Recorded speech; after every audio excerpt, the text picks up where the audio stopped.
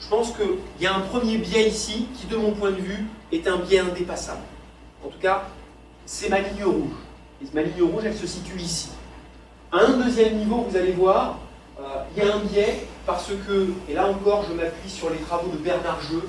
Bernard Jeu, il définit la performance et la performance dans le champ athlétique de la façon suivante. En athlétisme, il s'agit de raccourcir le temps et d'agrandir l'espace. En athlétisme, il s'agit de raccourcir le temps, chercher à aller plus vite, et d'agrandir l'espace, chercher à sauter ou à lancer plus haut. Ce qui veut dire, ou plus haut, ce qui veut dire que si jamais on engage les élèves dans du lancer de précision et non pas dans du lancer de distance, on contrevient aux fondamentaux culturels et anthropologiques de l'athlétisme. Ce qui veut dire, si je raisonne autrement, que lorsque l'on engage les élèves dans du lancer de précision, on ne leur permet pas de vivre ce qui est consubstantiel de l'émotion athlétique. L'émotion athlétique, elle passe par le fait de vouloir intrinsèquement agrandir l'espace, raccourcir le temps. C'est ça qui doit piloter les élèves dans la quête du record, c'est ça qui doit piloter les élèves dans la recherche de performance. Là encore, pour moi, deuxième ligne rouge. C'est indépassable. Troisième et dernier élément, et vous allez voir que c'est un élément qui est indépassable sur le plan institutionnel. Je vous ai mis un exemple de l'AFC 1 au cycle 3. L'idée, c'est d'engager les élèves dans différentes familles athlétiques pour qu'ils réalisent une performance leur permettant, je cite, d'aller plus vite, plus longtemps, plus haut, plus loin, pas de lancer plus précisément, d'aller plus vite, plus longtemps, plus haut, plus loin. Ce qui veut dire que non seulement au regard des fondamentaux du champ d'apprentissage, mais plus encore au regard des attendus de fin de cycle en collège, lorsque l'on propose du lancer de distance, on est en quelque sorte hors texte institutionnel. Donc, de mon point de vue, il y a une triple impasse. Une première impasse qui renvoie à l'apprentissage, parce que vous installez des modes de coordination qui contreviennent aux fondamentaux de la pratique athlétique. Une deuxième impasse qui renvoie à la dimension anthropologique et émotionnelle, parce que ce que vous faites vivre à vos élèves, c'est autre chose que de l'athlétisme. Et une dernière impasse qui est liée à une dimension institutionnelle, parce que les textes adoptent des préconisations, portent un regard sur les activités athlétiques, et que lorsque l'on fait du lancer de précision, eh bien, on contrevient à cette logique. Okay ? Alors, l'intérêt du lancer en combiné, me semble-t-il, est multiple. Premièrement, engager les élèves dans de réels apprentissages. Et c'est ce que j'ai commencé à dire tout à l'heure, il y a la possibilité pour les élèves de réussir à construire un certain nombre de repères autour de ce que j'appellerais les fondamentaux athlétiques. Par exemple, l'accroissement des prises d'avance d'appui. Et vous le savez, en athlétisme, il y a diverses natures de prises d'avance d'appui. Des prises d'avance d'appui, par exemple, antéro-postérieures, c'est-à-dire placer le pied devant le bassin. On retrouve ce type de prise d'avance d'appui dans les lancers à bras cassés. Par exemple, en lancer de javelot, vous regardez un lanceur en position finale, il y a le pied gauche qui est loin devant le bassin si c'est un lanceur droitier. Parce qu'il faut chercher à accroître les prises d'avance d'appui pour mettre en tension les chaînes musculaires, notamment postérieures, et favoriser le cycle étirement-renvoi. D'ailleurs, comme on n'est pas énormément dans la salle, je vous propose un petit exercice. J'ai vu ça la dernière fois chez Olivier Poli. Olivier Poli, c'est un collègue qui travaille, je crois que c'est à Nice, qui est enseignant d'éducation physique et sportive, spécialiste globalement de la biomécanique. Et j'ai trouvé qu'il a donné une explication de la construction du cycle étirement-renvoi qui est assez simple et fluide. Et je vous la propose. Souvent, on a tendance à dire en athlétisme, il faut optimiser les mises en tension renvoi. Il faut mettre en tension pour augmenter l'élasticité musculaire et favoriser le renvoi. Et on s'en rend compte sans s'en rendre compte. Et notamment, les élèves ont parfois du mal à comprendre ce que ça sous-entend. On le sait, on sait qu'il faut construire des prises d'avance, et en même temps, on n'a pas toujours la possibilité de le vivre, et de le conscientiser, de l'intérioriser. Je vous propose de le vivre, et de le vivre avec le doigt. Je vais vous demander de faire un exercice qui est très très simple. Vous allez fermer le poing, et vous allez chercher à aller le plus vite possible en abaissant votre index. Allez le plus vite possible. Donnez-vous à 100%. Okay, vous partez de haut, et vous cherchez à aller le plus vite possible. Ce que vous constatez, je vous remercie, ce que vous constatez, c'est que vous n'allez pas forcément très très vite. En tout cas, à partir du moment où vous atteignez une vitesse max, vous avez du mal à dépasser cette vitesse max. Vous faites la même chose en mettant en tension votre index. Vous l'étirez. Et là, vous allez voir le retour de fait. Il est beaucoup plus rapide. Parce que vous avez mis en tension les chaînes musculaires du doigt et que vous favorisez, via un retour élastique, le retour du doigt. C'est exactement la même chose qui se passe en lancer lorsque vous avez par exemple un lanceur de poids qui prend de l'avance au niveau du bassin pour ensuite éjecter son engin le plus loin possible. Il met en tension les chaînes musculaires pour optimiser le renvoi. On parle dans ce cas de figure de prise d'avance d'appui en rotation, c'est-à-dire de prise d'avance d'appui de la ligne du bassin par rapport à la ligne des épaules. D'accord ? Mais c'est exactement le même principe. Par contre, et là encore, je vous propose de faire le test, il y a une condition fondamentale pour que ces prises d'avance d'appui puissent être installées. Il faut que le centre de gravité soit gainé. Là, dans l'exercice que je vous ai demandé de réaliser, le centre de gravité, c'est le poignet. Vous avez le poignet qui bouge, mais ça ne marche pas. C'est pour ça qu'il faut être capable de construire des principes de gainage et d'alignement, et de gainage en position dynamique, c'est-à-dire en phase de course, quand vous êtes en train d'impulser, ou en vous déplaçant lors d'une reprise d'appui en lancé. Parce que si jamais le poignet n'est pas tenu, de fait, il y a déperdition d'énergie. Il y a cassure des lignes de force. En athlétisme, il y a des principes fondamentaux qu'on peut installer et faire comprendre aux élèves grâce au lancer. C'en est un. L'exemple que je vous donne, les cycles étirement-renvoi, le fait qu'il faut être capable de construire des alignements et que ces alignements doivent être structurés par des principes de gainage, c'est quelque chose qui est fondamental à installer. D'accord ? Et qui participe d'apprentissage moteur ambitieux, mais accessible aux élèves. Ambitieux, mais accessible aux élèves.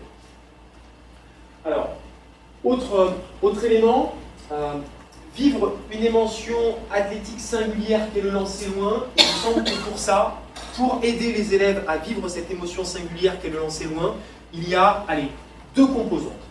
Deux composantes. La première, c'est le choix des engins.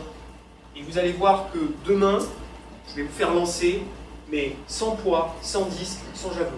Pourtant, vous allez réaliser des lancers avec des engins dits lourds, avec des engins dits légers, mais en partant d'un autre support.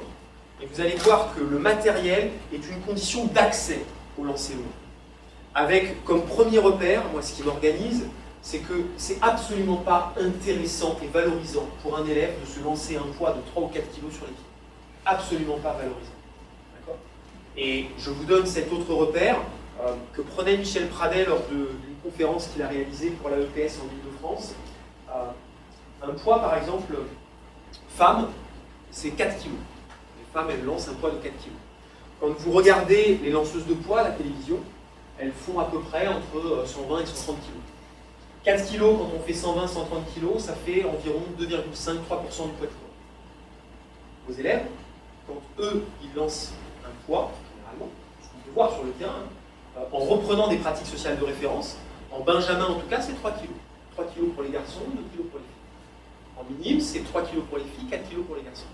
Donc quand ils lancent un poids du haut de leurs 45-50 kg, ils lancent un poids qui est beaucoup plus important proportionnellement en termes de poids de corps que des athlètes qui, eux, sont confirmés, ont construit des registres de technicité élaborés et en plus de ça ont des qualités physiques que les élèves ne possèdent pas. Donc arrêtons de proposer aux élèves des engins qui les mettent en difficulté, qui ne leur permettent pas de vivre l'expérience du lancer loin. Ça n'a pas de sens. Ce qui a du sens pour faire aimer l'athlétisme, pour permettre aux élèves de vivre des émotions athlétiques fondamentales et authentiques, c'est de leur permettre d'agir sur un engin à leur portée. Leur permettre d'agir sur un engin à leur portée. D'accord ? Et les modalités de pratique. Vous verrez, demain par exemple, si on a suffisamment de médecine ball, on éprouvera une modalité de pratique que j'appelle le 3PR, c'est-à-dire la prise de performance au troisième rebond. L'idée n'étant pas simplement de prendre la performance au point de chute, mais au troisième rebond. Pourquoi ? Parce que quand je prends la performance au troisième rebond, il faut, pour être performant, que j'ai construit des principes élémentaires en termes de placement et de construction de l'angle d'envol. Si mon angle d'envol est trop rasant, 1, 2, 3, il va y avoir un principe de ricochet, je n'irai pas très loin. Si mon angle d'envol est trop élevé, 1, 2, 3, de la même façon, je n'irai pas très loin. Si par contre j'ai construit un angle d'envol à 40-45 degrés, que j'ai construit pour ce faire des principes d'alignement, de gainage, etc., je vais être en capacité de performer davantage. Et pourquoi le medicine ball? Parce que le medicine ball, il peut être tenu à deux mains et que c'est beaucoup plus simple de tenir un medicine ball que de tenir un poids, dans la mesure où la plupart du temps, quand les élèves ont un poids dans la main, ils le tiennent à pleine main. Le poids ne se tient pas à pleine main. Le poids, il se tient sur les phalanges. Et il se pose, il ne se tient pas d'ailleurs, il se pose contre le cou. En hiver, il fait froid, mais le poids contre le cou, c'est sale, etc. Plein de contraintes. Moi, ce que je vous propose, c'est des choix simples pour permettre aux élèves d'investir des engins qui sont de nature à leur faire vivre une expérience athlétique authentique. Okay. Alors, quelques choix dans la construction des formes de pratique. Comme vous l'avez compris, délaisser les engins traditionnels. Alors, d'une part, parce que, de mon point de vue, ça participe à assurer la sécurité du groupe. Je me replace dans la peau d'un enseignant d'éducation physique et sportive. En combiné, la particularité, c'est que vous avez souvent la classe qui est coupée en deux, et que faire confiance à vos élèves, par exemple, en poids ou en javelot, ça peut être compliqué. Encore une fois, moi, je suis pour les choix de simplification. Parce que la sécurité, quand on lance le vortex, elle est beaucoup plus simple à assurer que la sécurité quand on lance le javelot. Donc faire des choix de simplification qui vont favoriser l'entrée dans les apprentissages et faciliter le travail de l'enseignant. Réduire les contraintes d'aménagement. Réduire les contraintes d'aménagement, ça peut vouloir dire envisager un combiné qui repose sur plutôt 2 activités plutôt que 3, parce que 2 activités c'est plus simple à superviser et c'est plus facile de donner des repères d'entraînement aux élèves. Et ça veut dire des activités qui sont simples à mettre en place et à organiser, simples à agencer. Je vous donne un exemple concret. Si jamais je devais faire des choix, je ferais plutôt le choix du saut en longueur que du multibond. Parce que le multibond, c'est plus complexe à installer. Il y a des planches à construire qui peuvent être variables en fonction des élèves. C'est plus complexe si jamais vous n'êtes pas nécessairement présent sur le dispositif. Ça suppose un plus haut niveau d'autonomie. Et ça suppose aussi des apprentissages qui sont peut-être plus exigeants. Parce que construire le cloche-pied, c'est pas construire l'impulsion du saut en longueur. Et que dans une séquence de combiné, la particularité, c'est que la séquence est coupée en 2.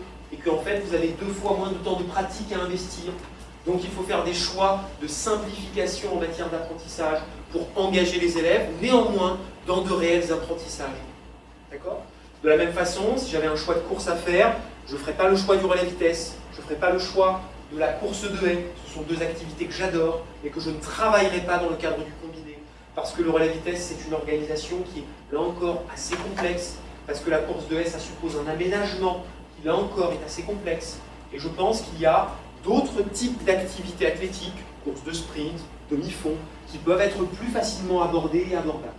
D'accord? Des choix de simplification en matière de contraintes matérielles. Faciliter l'entrée dans les apprentissages en supprimant notamment en lancer une contrainte fondamentale, la contrainte de la tenue des engins.